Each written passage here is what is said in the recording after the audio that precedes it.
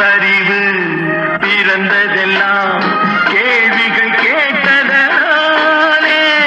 வணக்கம் அன்பர்களே. தகவல் சாளரம் வழங்கும் அறிவியல் உண்மைகள் சயின்டிபிக் ஃபேக்ட்ஸ் காணொளி தொடருக்கு தங்களை அன்புடன் அழைக்கின்றேன். இருந்தாலும் மறைந்தாலும் பேர் சொல்ல வேண்டும், இவர் போல யார் என்று சொல்ல வேண்டும். அணு பிளப்பு மற்றும் அணு சேர்க்கை, வித்தியாசமும் விஞ்ஞானமும். அணு என்றாலே அதில் பேர் ஒளி இருக்கின்றது. ஆனால் அந்த ஒளியும் ஆற்றலும் வெளிவருவதும் இரண்டு விதமாக இருக்கின்றன.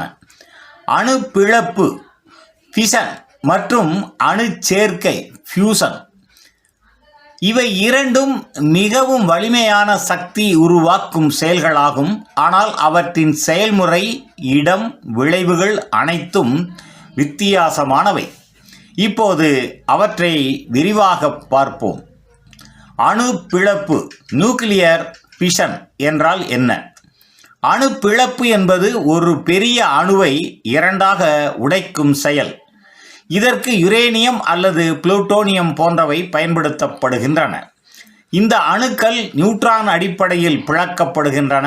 அதில் இருந்து மிக அதிகமான வெப்பமும் ஆற்றலும் வெளிவருகின்றது. இதனால் தான் அணு நிலையங்களில் வெப்பம் உருவாகின்றது. அதன் மூலம் நீரை கொதிக்க வைத்து மீண்டும் ஆற்றல் தயாரிக்கப்படுகின்றது. இதுதான் அணு மின் நிலையங்கள் அல்லது அணுகுண்டுகள் பயன்பாட்டிற்கும் அடிப்படையான நுட்பமாக அமைகின்றது. அணு சேர்க்கை நியூக்ளியர் ஃபியூசன் என்றால் என்ன? இதற்கு நேர்மாறாக இரு சிறிய அணுக்கள் ஒன்றாக சேர்ந்து ஒரு புதிய அணுவை உருவாக்கும் செயலே அணு சேர்க்கை. எளிமையாக சொல்வதானால் ஹைட்ரஜன் அணுக்கள் ஒருங்கிணைந்து ஹீலியமாக மாறும்போதுதான் இது நடக்கின்றது. இந்த செயல் சூரியனில் தினமும் நடந்து கொண்டே இருக்கின்றது.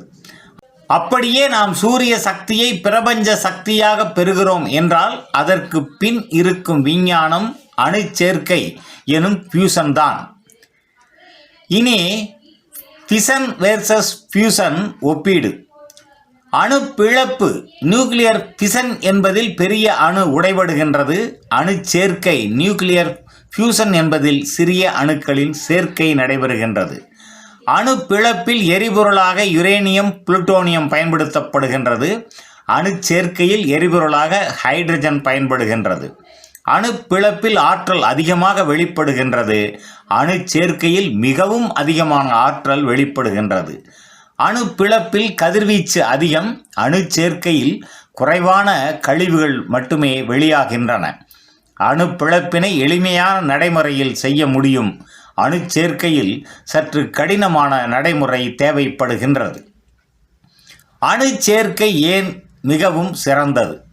அணு சேர்க்கை அதிக ஆற்றலை தரும், கதிர்வீச்சு மிகவும் குறைவு, கழிவுகள் பாதுகாப்பானவை, ஹைட்ரஜன் போன்ற எரிபொருள் அதிகம் கிடைக்கின்றது. ஆனால் இதை செயற்கையாக நிலைநிறுத்துவது மிகவும் கடினம். அதற்காகத்தான் உலகம் முழுவதும் ITER, ஸ்பார்க் போன்ற பரிசோதனை மையங்கள் அணு சேர்க்கை மின் நிலையங்களை உருவாக்க முயற்சி செய்து வருகின்றன. நிறைவாக அணு பிளப்பும் அணு சேர்க்கையும் இரண்டும் மனித அறிவியலின் அதிசயங்கள். ஒன்று எளிதாக இருக்கின்றது ஆனால் ஆபத்தானது. மற்றொன்று பாதுகாப்பானது ஆனால் மிகவும் சவாலானது.